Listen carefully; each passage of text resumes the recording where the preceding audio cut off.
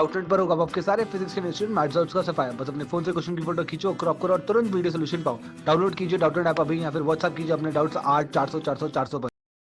इस सवाल में हमसे पूछा गया है कि effect of adding a non volatile solute to a solvent is what. तो हमारे पास चार ऑप्शन दे रखे हैं और हमसे पूछा गया है कि इनमें से कौन सा सही होगा। तो देखते हैं। सबसे पहले हमसे कहा गया है कि नॉन वोलेटाइल सॉल्यूट जो है वो सॉल्वेंट में ऐड कर रहे हैं।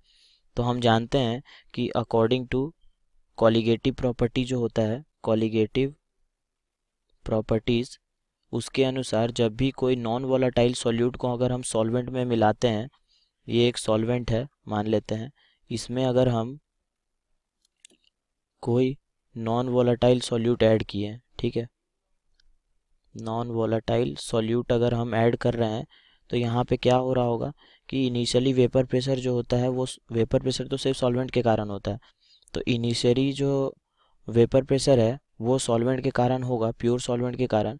लेकिन जब इसमें कोई नॉन वोलेटाइल सॉल्यूट ऐड कर दिए हैं तो ये सॉल्यूट के ऐड होने से क्या हो रहा होगा, यहाँ पर जो सरफेस एरिया जो होता होगा, जहाँ पे टेंडेंसी होती है सॉल्वेंट मॉलिक्यूल्स के एस्केप करने की, वो कम हो जाएगी क्योंकि यहाँ पे सॉलिड मॉलिक्यूल्स भी आ चुके होंगे। तो इस कारण से वेपर प्रेशर जो स्टार्टिंग में था, vapour pressure of pure solvent जो था, वो क्या हो जाएगा, वो हमारा डिक्रीज़ कर जाता है जब हम इसमें नॉन वोलेटाइल सॉल्यूट जो होता है वो ऐड करते हैं।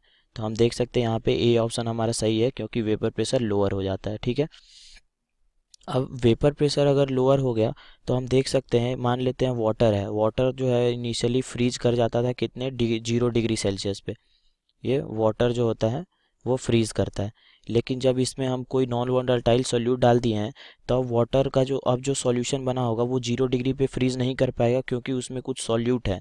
तो फ्रीज होने के लिए कुछ चीज़ें फ्रीज हो जाएंगी और कुछ नहीं हो पाएंगी। तो हमको अगर टोटल सॉल्यूशन को फ्रीज कराना है तो हमको टेम्परेचर को जो है और लो करना पड़ेगा, टेम्परेचर को और लो करना पड़ेगा ताकि ये जो सॉल्यूशन है वो हमारा फ्रीज हो जाए। सॉल्यूशन टू फ्रीज मतलब टेम्परेचर हमको कम करना पड़ेगा ताकि सॉल्यूशन जो है वो हमारा फ्रीज करे।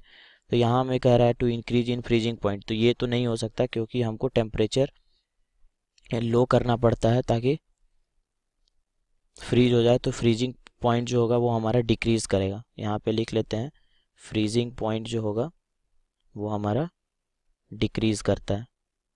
ठीक है, अब फ्रीजिंग पॉइंट डिक्रीज करता है और हम जानते हैं कि जब हम वेपर प्रेशर लो हुआ है नॉन वोलेटाइल सॉल्यूट को ऐड करने से तो उसका बॉइलिंग पॉइंट जो होगा उस पर क्या फ़र्क पड़ रहा होगा।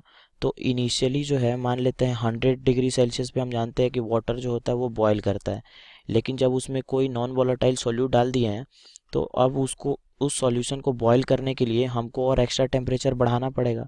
टेम्परेचर जो है वो हमको इंक्रीज़ करना पड़ेगा ताकि सॉल्यूशन में जो सॉल्यूट आए हैं वो भी बॉयल हो जाए, मतलब उन वेपर प्रेशर जो होगा वो हमारा उनके कारण जो कम हुआ है उसको वापस से वेपर फेज में लाने के लिए हमको और टेम्परेचर जो है वो बढ़ाना पड़ेगा ताकि सॉल्यूशन हमारा बॉयल हो जाए। तो यहाँ से हम देख सकते हैं कि हमारा बॉइलिंग पॉइंट जो होता है, बॉइलिंग पॉइंट जो होगा सॉल्यूशन का, वो भी क्या होगा, वो हमारा इंक्रीज़ कर जाएगा।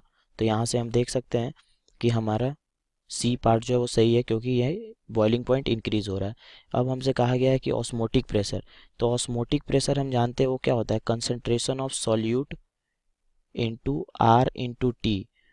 ठीक है, तो ये सॉल्यूट के कंसंट्रेशन पे डिपेंड करता है। तो ऑस्मोटिक प्रेशर कब डिक्रीज करेगा, जब कंसंट्रेशन ऑफ सॉल्यूट जो है वो डिक्रीज कर जाए। तो यहाँ पर हम कहीं भी देख सकते हैं कि हमें कंसंट्रेशन नहीं दिया हुआ सॉल्यूट का, तो नॉन वोल हमें बस नेचर ऑफ सॉल्यूट दिया हुआ है कि वो नॉन वोलेटाइल है। तो नॉन वोलेटाइल हो या वोलेटाइल हो उससे हमको फ़र्क नहीं पड़ता, हमको सॉल्यूट के कंसंट्रेशन से फ़र्क पड़ेगा। तो हमारे पास अगर कंसंट्रेशन दिया होता तो हम बता पाते कि ऑस्मोटिक प्रेशर जो है वो बढ़ेगा या घटेगा, लेकिन हमारे पास कंसंट्रेशन के बारे में कुछ नहीं कहा गया है। तो इस कारण से हम समझ सकते हैं कि नॉन वोलेट की यहाँ पर हम इसके बारे में तो नहीं बता पाएंगे कि ये डिक्रीज़ करेगा या इंक्रीज़ करेगा क्योंकि ये नेचर ऑफ सॉल्यूट पे डिपेंड करता ही नहीं है।